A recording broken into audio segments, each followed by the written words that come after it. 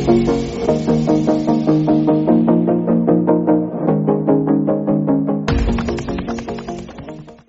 वालेकुम student, my name is Junaid. हम 9 science math का चैप्टर नंबर 1 डिस्कस कर रहे हैं। आज हम इसकी एक्सरसाइज नंबर 1.3 स्टार्ट करने लगे हैं। आइए इसको स्टार्ट करते हैं क्वेश्चन नंबर 1 से।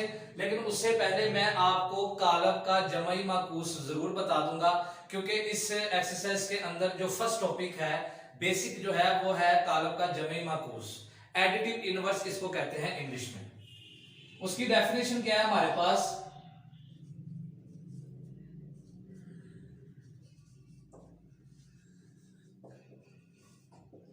बुक में डेफिनेशन थोड़ी सी टफ लिखी हुई है, मैं आपको इजी करके उसकी डेफिनेशन बता देता हूं। किसी भी कालब के अरकान को मनफी अरकान में तब्दील करने से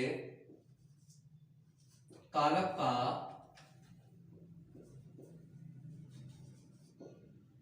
जमई माकूस हासिल होता है। मैं इसकी आपको एग्जांपल नहीं, डायरेक्ट क्वेश्चन करवाऊंगा, लेकिन क्वेश्चन नंबर 1 एक एमसीक्यू का एक शॉर्ट क्वेश्चन है, वो भी मैं आपको साथ डिस्कस कर देता हूं। लेकिन क्वेश्चन नंबर 2 जो है इस एक्सरसाइज का, उसके अंदर कालब का जमई माकूस के बारे में पूछा गया है।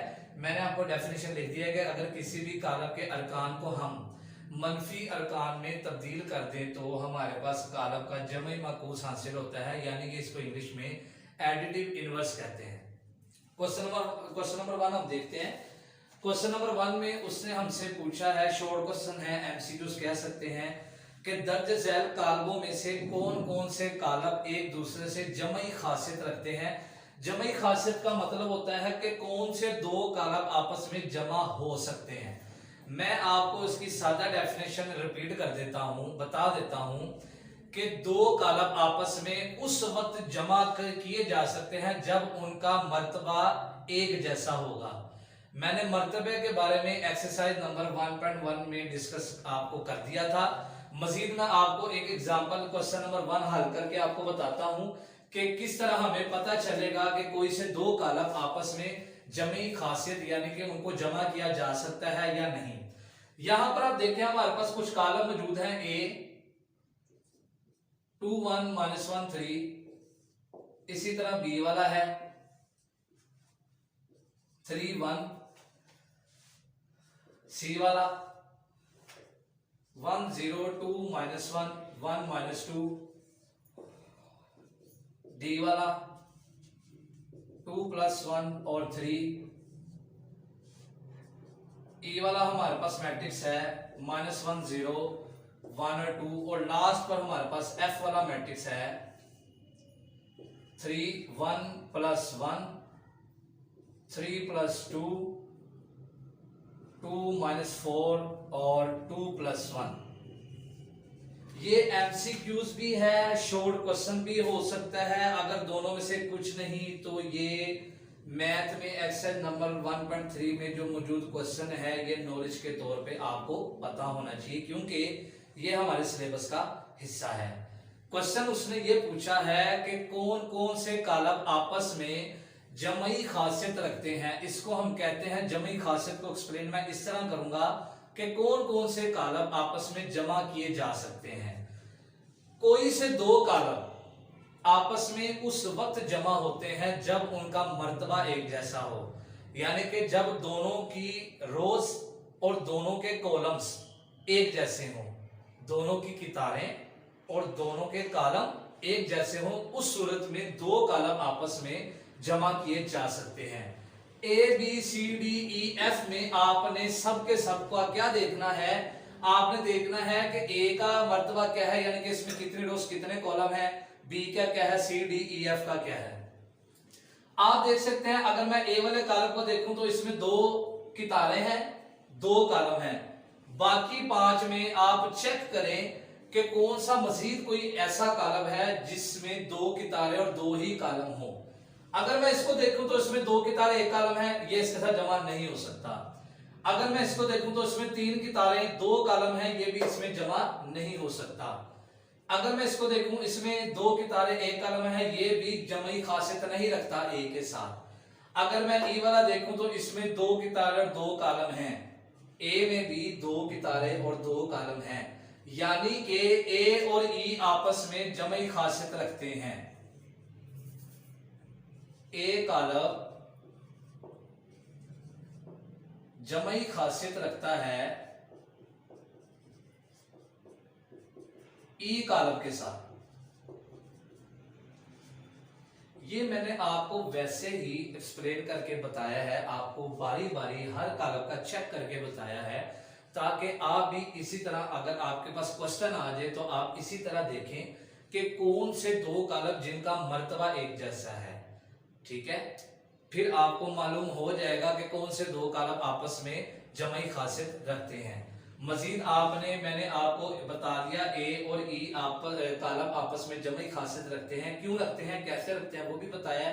बाकी कॉलमों को आप खुद चेक करें, इंशाल्लाह आपसे जरूर हल होगा। इसके क्वेश्चन नंबर टू की तरफ हम चलते हैं।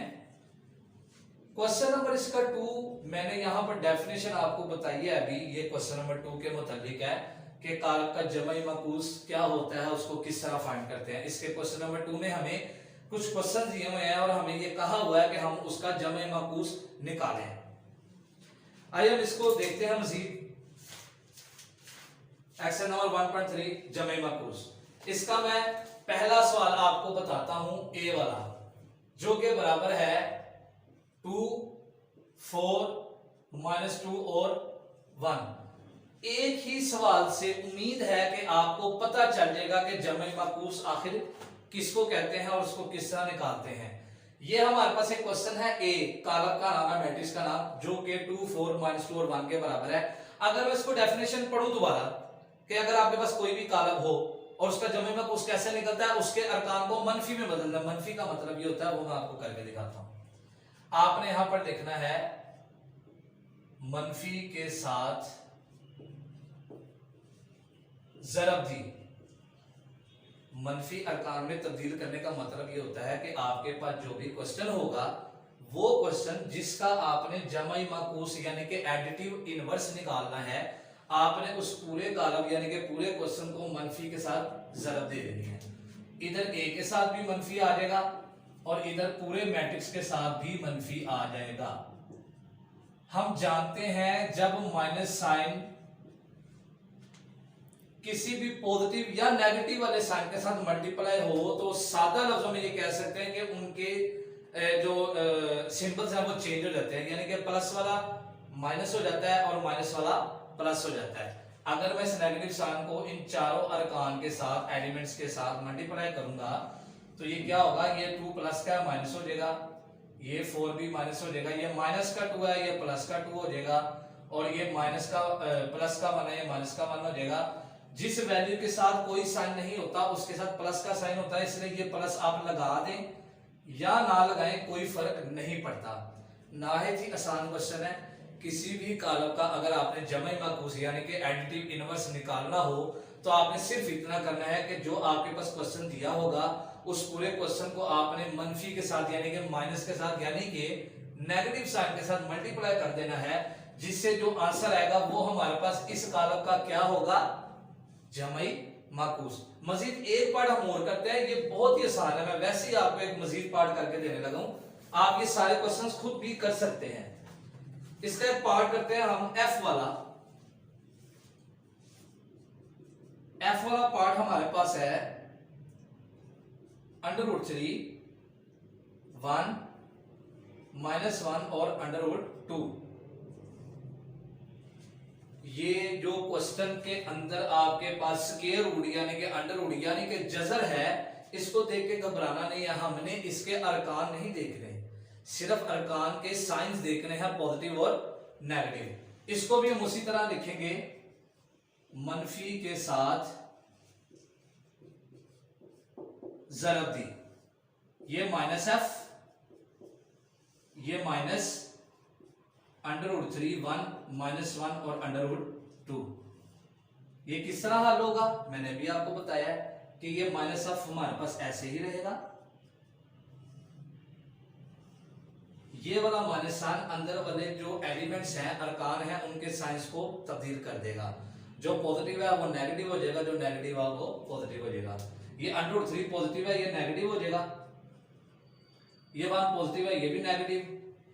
ये 1 नेगेटिव है, ये पॉजिटिव हो जाएगा। और ये √2 पॉजिटिव है, ये नेगेटिव हो जाएगा। ये हमारे पास क्वेश्चन सॉल्व हो गया। मजीद हम इस एक्सरसाइज को नेक्स्ट वीडियो में इंशाल्लाह मजीद डिस्कस करेंगे। आज हमने इसका क्वेश्चन नंबर 1 जो कि आसान सा था, लेकिन बुक में हमारा सिलेबस है इसलिए ये करना जरूरी है। और सेकंड क्वेश्चन जमे मकुस, इसकी डेफिनेशन भी मैंने आपको बता दी सादा लफ्जों में, और इसके 2 क्वेश्चन भी हल कर दिए। इसके मजीद जो पार्ट्स हैं मैंने ए और एफ वाला करवाया है, आप इसके मजीद पार्ट्स खुद कर सकते हैं।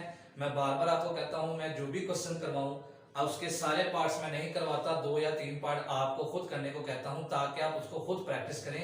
मैथ हमेशा प्रैक्टिस के साथ आता है। वैसे तो मैं यहाँ पर वीडियोस बनाता रहूंगा, लेकिन जब तक आप खुद प्रैक्टिस नहीं करेंगे आपको मैथ नहीं आएगा। Thanks for watching my video.